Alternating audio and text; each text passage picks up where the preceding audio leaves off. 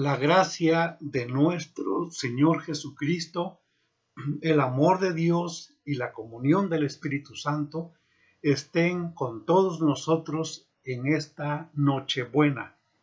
Y en el nombre de nuestro Señor Jesucristo y para gloria de Él, vamos a comunicar, vamos a transmitir este mensaje que tiene que ver con el tema de la Navidad. Le hemos puesto como título las 5 palabras más tristes de la Navidad. Parece una contradicción, ¿no es cierto? Porque la Navidad hoy en día es motivo de júbilo, de alegría, de regocijo, es motivo de gran gozo en todas las familias, en todas las personas, y también algunas exageraciones en esa manifestación de alegría. También existe alguna actividad, alguna función, algún hecho en el ser humano que trasciende a lo que es la armonía, a lo que es la paz que significa la Navidad, para dar lugar a cosas exageradas en la vida. Pero no vamos a criticar cómo se celebra la Navidad, sino vamos a hablar sencillamente de las 5 palabras más tristes de la Navidad. Y las encontramos en el Evangelio de Lucas, en el capítulo 2, versículo 6 y 7. Dice la palabra de Dios: y aconteció que estando ellos allí, aquí hacemos un paréntesis para decirles que José y María se trasladaron de Nazaret subiendo hacia Jerusalén, pero iban con destino a Belén. Es decir, subieron de Nazaret a Belén porque ahí tenían que empadronarse, tenían que atender el censo que se estaba efectuando por instrucciones del gobierno romano. Entonces, estando ellos en Belén, se cumplieron los días de su alumbramiento. Versículo 7. Y dio a luz a su hijo primogénito y lo envolvió en pañales y lo acostó en un pesebre, porque no había lugar para ellos en el mesón. Aquí tenemos las 5 palabras más tristes. Lo acostó en un pesebre. Lo acostó en un pesebre.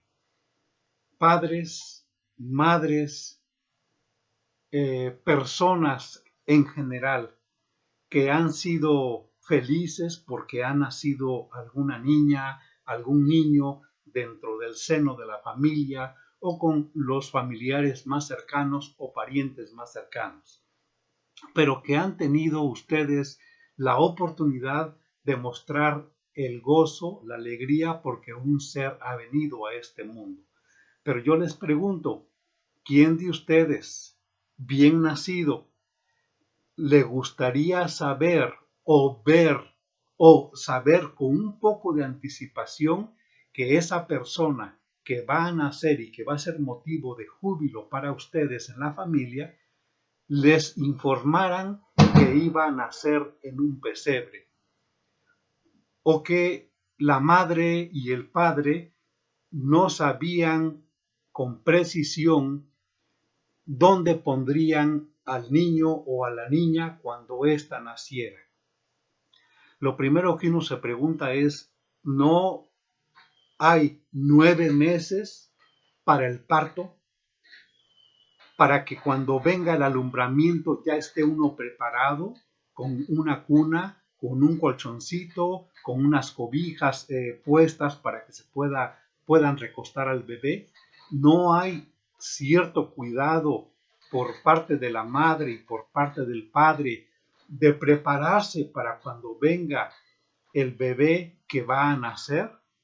Si consideramos que José, el que aparecía como padre de Jesús, José era un carpintero, que significa que no solamente trabajaba con la madera, sino que trabajaba también con materiales preciosos, con minerales como el oro, la plata, o el bronce, el hierro. Con todo eso trabajaba José, y siendo un trabajador artesanal con la madera, él bien podía haberle construido una camita para que cuando el niño naciera, ahí su madre lo acostara. Alguien puede objetar y decirme que pues el asunto está que fue en el camino cuando empezaron los dolores de parto y cuando llegaron a Belén, cuando ya no había un lugar en el mesón, entonces es por eso que vino la precipitación y el niño tuvo que nacer en un establo y luego su madre tuvo que envolverlo en pañales y acostarlo en un pesebre. Eso es el texto, tal y como lo narra la Biblia. Pero vamos a recordar un poquito, hermanos, estamos hablando de Dios. Estamos hablando del creador del pluriuniverso, del Señor de toda la creación, y estamos hablando de que de Jehová nuestro Dios es la tierra y su plenitud, el mundo y los que en él habitan, porque él la formó, porque él la hizo, él es el creador. Entonces, siendo Dios el todopoderoso, no podía haber movido el corazón de José, como en cierta manera lo movió cuando le dijo, no temas recibir a María como mujer, porque lo que en ella está en el vientre es del Espíritu Santo. Entonces, José no se rehusó a tomar a María. Y entonces, bien pudo haber el mismo Espíritu que hizo esto en José, pudo haber indicado que iba a estar ya muy próximo el alumbramiento y que entonces, cuando fueran en el viaje para Belén, fueran preparados también con una cama para el niño que iban a hacer. Pero no ocurrió nada de esto, hermanos, por lo cual tenemos que entender humanamente, con la ayuda del Espíritu Santo, para que seamos iluminados, tenemos que entender que había un propósito divino. En estas que son las 5 palabras más tristes de la Navidad, hay un propósito divino. Y el propósito es lección número 1 de humildad. Es la primera lección de humildad que encontramos en la vida del niño Jesús. Humildad para que nosotros podamos ver el ejemplo. No quiere decir que a partir de ahora todos los niños o todos los padres van a hacer que su esposa dé a luz en un establo y que el niño cuando nazca debe ser acostado en un pesebre. No, no, no. No va por ahí ese concepto de humildad. Hermanos, esto era una señal, pero era una señal que contenía la lección de humildad del mismo niño que al crecer iba a ser conocido con el nombre de Jesucristo o de Jesús, porque así le dijo el ángel a María, y podrán su nombre Jesús, porque él salvará a su pueblo de su pecado. Pero estaba puesto como señal, miren ustedes, aquí en el mismo capítulo 2, pero ahora el versículo 11 y 12 dice que os ha nacido hoy en la ciudad de David un Salvador que es Cristo el Señor. Esto os servirá de señal. Si lo que a continuación describe el ángel es una señal, entonces tenemos que entender que la primera lección de humildad es también señal. Miren ustedes por qué. Esto os servirá de señal. Hallaréis al niño envuelto en pañales, acostado en un pesebre. Entonces, si en el versículo 7 del capítulo 2 dijimos que las palabras más tristes de la Navidad son que el niño fue acostado en un pesebre, entonces quiere decir que esto que utilizó el ángel para decirle a los pastores que serviría de señal, significa para nosotros hoy en día, hermanos, que la humildad es una señal en la vida de los cristianos. El ángel les dijo a los pastores, esto os servirá de señal. Y antes habíamos dicho que esta señal es la primera lección de humildad. Hubo un personaje soberbio, arrogante, prepotente, asesino, un perverso, que fue el rey Acaz. Y encontramos una parte de su historia en el capítulo 7 de Isaías. Dice la palabra de Dios con respecto a Acaz. Aconteció en los días de Acaz, hijo de Jotam. Estoy leyendo Isaías capítulo 7, versículo 1. Hijo de Usías, rey de Judá, que Resín, este hombre es el rey de Siria, y Peca, este hombre es el rey de Israel, la parte del territorio norte de lo que significaba el pueblo de Dios, Israel al norte y Judá al sur. Bueno, Peca era entonces rey de Israel y Acaz era rey de Judá y Resín era rey en Siria. Dice que subieron contra Jerusalén para combatirla, pero no la pudieron tomar. Y vino la nueva a la casa de David, es decir, al descendiente de David, en este caso Acaz, diciendo, Siria se ha confederado con Efraín, y se le estremeció el corazón a este rey perverso, y el corazón de su pueblo también se estremeció, como se estremecen los árboles del monte a causa del viento. Bueno, Isaías tenía un mensaje para el rey Acaz, y le dijo Isaías, en el versículo 11, le dijo Isaías a Acaz, para señal, que está claro aquí en este texto.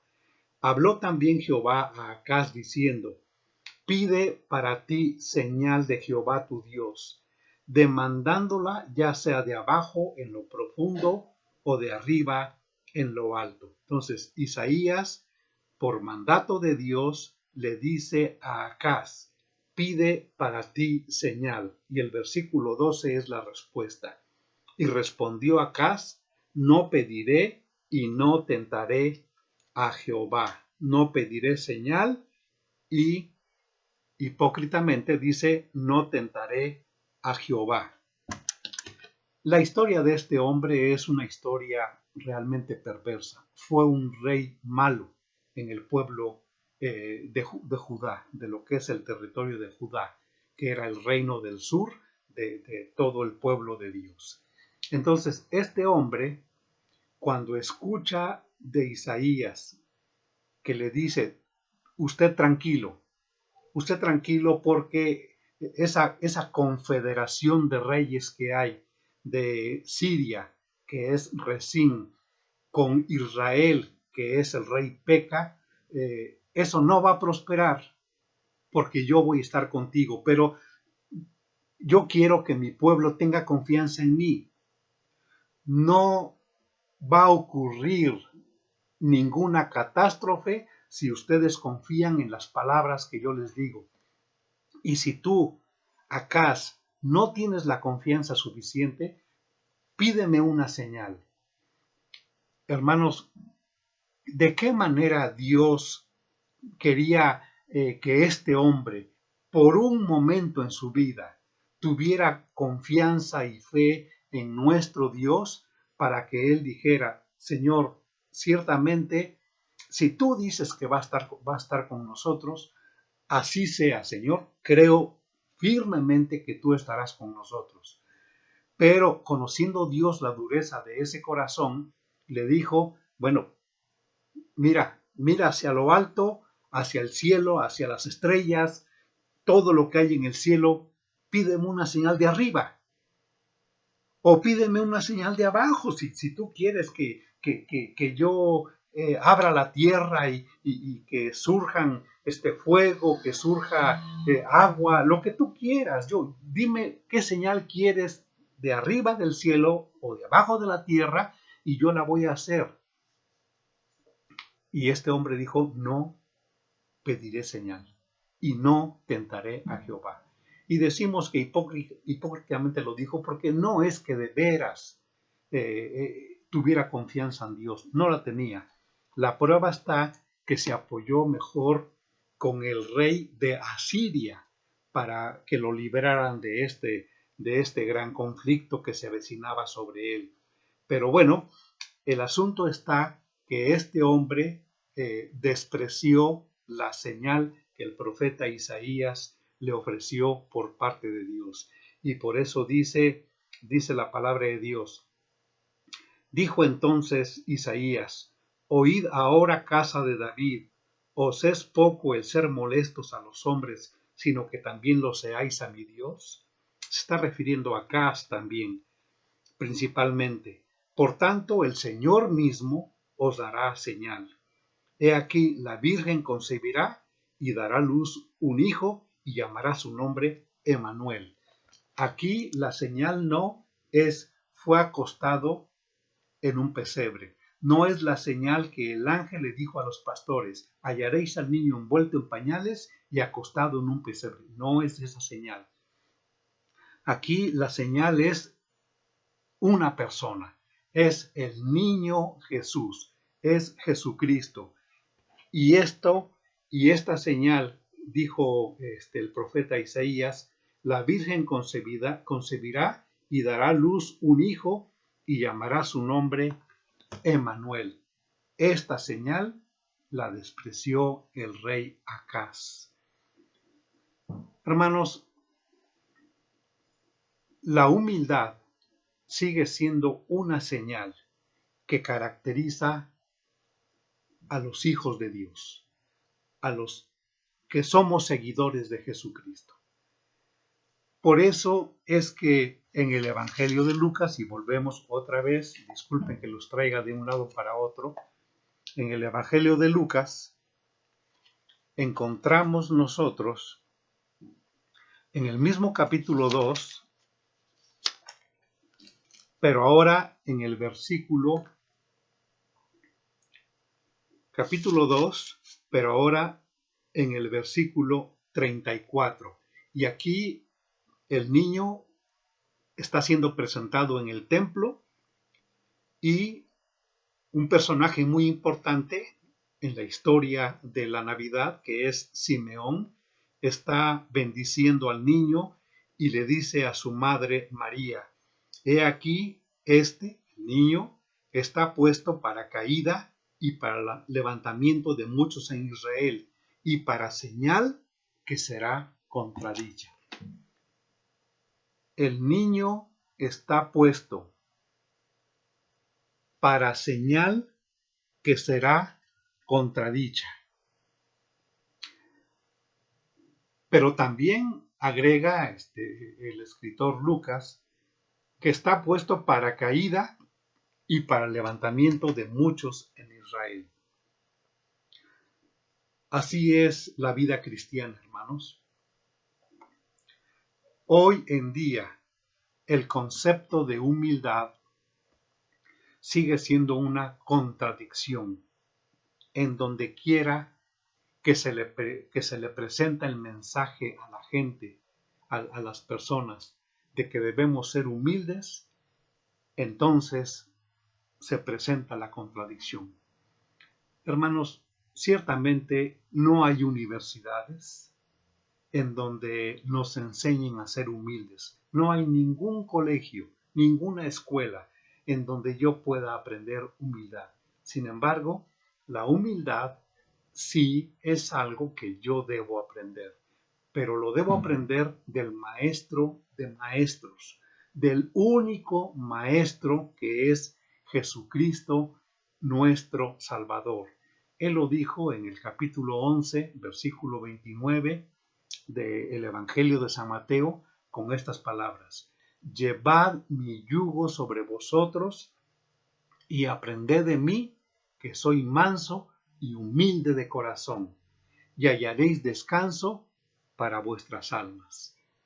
El hombre, la mujer, el joven, la señorita, el niño, que no desean aprender, que nunca hacen el intento de aprender la humildad que Jesucristo nos enseña con su ejemplo y que nos muestra cómo es y qué es la humildad, esas personas no tienen descanso en su alma. Tu alma está inquieta, está turbada, está angustiada, está afanada. Tu alma está abatida. Sientes que está en los suelos tu alma porque estás totalmente arruinado moral y espiritualmente. Es porque en tu vida está lleno tu corazón de orgullo, de soberbia, de vanidad, un corazón petulante, un corazón arrogante, un corazón soberbio, orgulloso. Estas cosas dañan el alma. Cuando somos así en nuestro carácter, en nuestro perfil, en nuestra vida, cuando somos petulantes, arrogantes, totalmente orgullosos, hermanos, y vanidosos, entonces nuestra alma se siente totalmente cansada. Y cuando el alma está cansada, el alma clama para encontrar descanso, para encontrar reposo. Y ante este clamor, Jesucristo te dice estas palabras: llevad mi yugo sobre vosotros y aprended de mí, que soy manso y humilde de corazón. Todos tenemos que ser humildes de corazón. Y cuando tengamos un corazón que está aprendiendo la humildad de parte de Jesucristo, estaremos sintiendo el reposo, el descanso en nuestra alma. Hermanos, el hombre por su propia naturaleza contradice la humildad. Eso ha pasado en todas las generaciones y está en esta generación presente y seguirá en las generaciones futuras. El hombre lo menos que quiere ser es humilde. Aunque hubiera universidades para aprender humildad, no se inscribiría el hombre para aprender humildad. No hay un lugar en donde nos enseñen a ser humildes. No, solamente podemos ser humildes a los pies de Jesucristo. Pero el hombre se cree forjador de su destino. El hombre se cree dueño de su vida. El hombre dice: yo voy a trabajar intensamente. No importa que descuide a mi familia, no importa que esté horas y horas trabajando, pero yo quiero ganar mucho dinero para tener casa, para tener auto, para tener posesiones en la tierra, para tener un patrimonio para el futuro, para darle estudio a mis hijos. Y hermanos, esto no es malo. No estoy diciendo que sea malo que el hombre quiera prosperar, pero estoy diciendo que seamos humildes de corazón. Y si tú rindes tus deseos, tus anhelos, tus ambiciones a los pies de Jesucristo humildemente, tendrás eso y tendrás más de lo que tú pides, porque el Señor nuestro Dios mira de cerca a los humildes, pero a los arrogantes, a los soberbios, a los altivos, a los petulantes, los mira de lejos.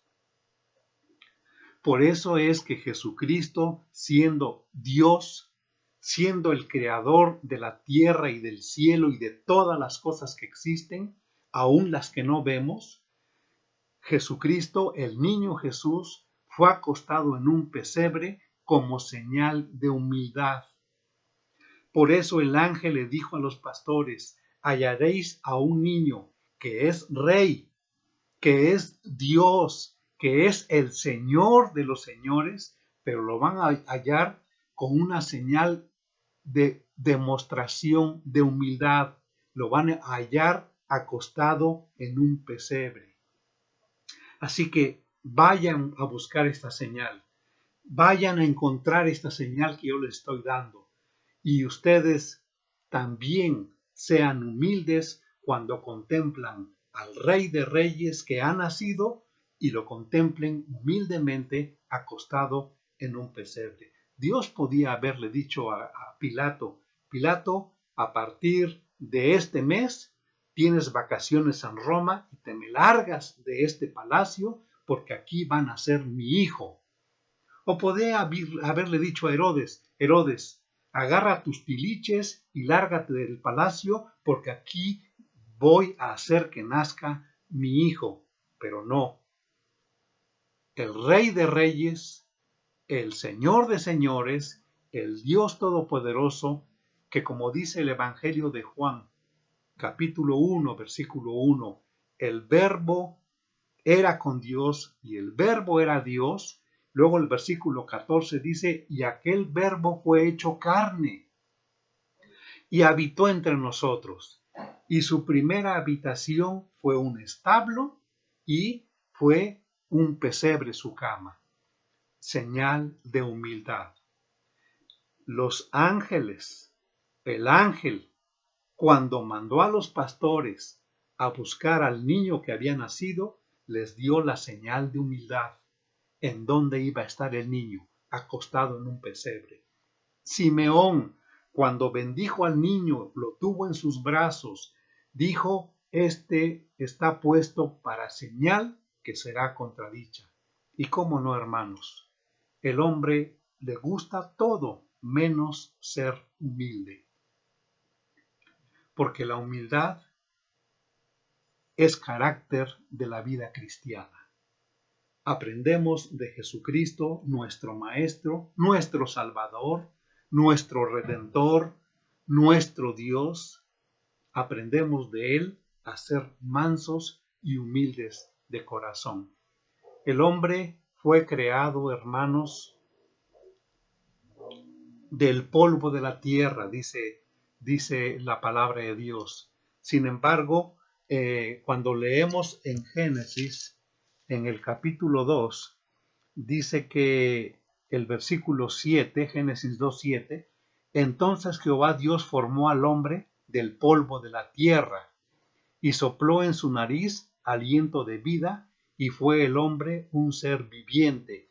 Hermanos, aquí la palabra tierra es la palabra Adamá y cuando se refiere al polvo de la tierra, no se está refiriendo a ese polvo tan chocante que tú pasas un dedo en una mesa y está llena de polvo. O sales a la calle y está el viento y está arrastrando el polvo por todos lados que te daña por la nariz como se te mete el polvo, te daña las vías respiratorias, la garganta. No es ese polvo, hermanos, con el cual el hombre fue creado. Vuelvo a repetir el texto. Dice, entonces Jehová Dios formó al hombre del polvo de la tierra. Es decir, el significado aquí de la tierra, repito, es la palabra Adamá. La palabra hebrea es Adamá y el polvo no significa esto que estoy describiendo, sino que significa la parte primera, abajito de lo que es la corteza terrestre. Es decir, ustedes vean cualquier terreno y en la parte de abajito, la primera parte de abajito, se encuentra la tierra fértil, rica en minerales, que conocemos con el nombre de humus. Precisamente, hermanos, la palabra humildad tiene su parentesco con la palabra latina humus. Pero no solamente eso. El hombre es humano porque es de humus. Y el hombre en su naturaleza biológica es humilde porque pertenece a la humanidad, porque fue creada la humanidad del humus. Entonces la palabra humus, la palabra humano y la palabra humildad tienen un significado de una raíz común, de una raíz propia, que significa lo que está en la tierra. Hermano, el hombre no es divino, no es celestial, el hombre no es Dios. Tiene su naturaleza biológica y es humano, no es divino.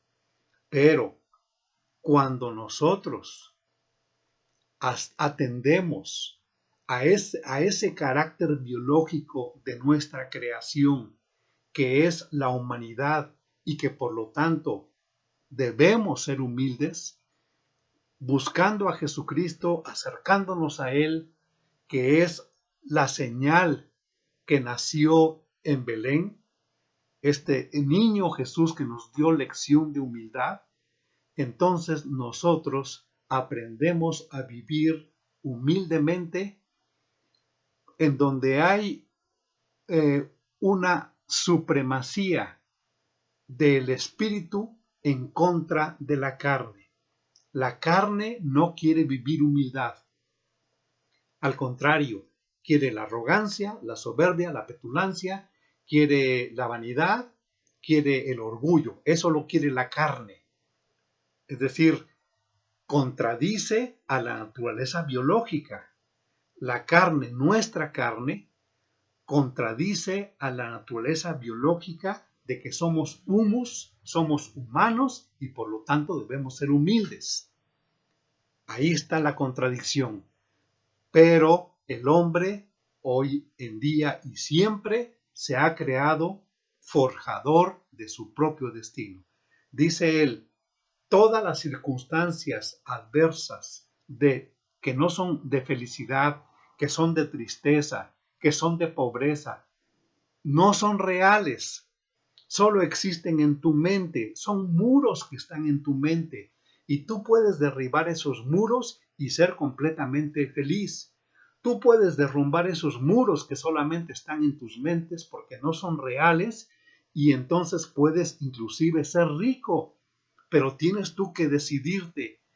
Agarra tú las riendas de tu vida y vive conforme a tu santa voluntad le plazca. Hermanos, Dios no está de acuerdo con esta forma de pensar del hombre. Dios no quiere que los hombres pensemos así. Yo no puedo ser dueño de mi propio destino, agarrar las riendas de mi vida y vivir la vida que me plazca. No puedo, porque si lo hago y muero en esa condición, soy condenado eternamente a vivir en el infierno y después al lago de fuego. Pero si yo hoy reconozco que Jesucristo es la señal puesta y que es de contradicción, que será contradicha, yo ya no quiero pensar como pensaba yo antes, conforme a mi humana carne, conforme a mi biología, mi vida extensiva. No, quiero pensar y vivir conforme a mi vida intensiva, que es la vida en Cristo Jesús, que es la vida como hijo de Dios.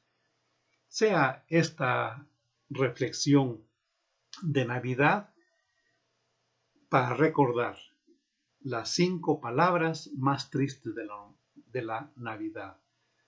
Lo acostó en un pesebre, pero que de ahí surja el pensamiento de que estas palabras tristes son lección de humildad. Yo sé que nadie quiere ser humilde. No queremos ser humildes, pero el Señor nos enseña a vivir con humildad. Aprende de Jesucristo, que te repito las palabras. Llevad mi yugo sobre vosotros y aprended de mí, que soy manso y humilde de corazón, y hallaréis descanso para vuestras almas. Que el Señor te bendiga y te dé una feliz Nochebuena. Amén.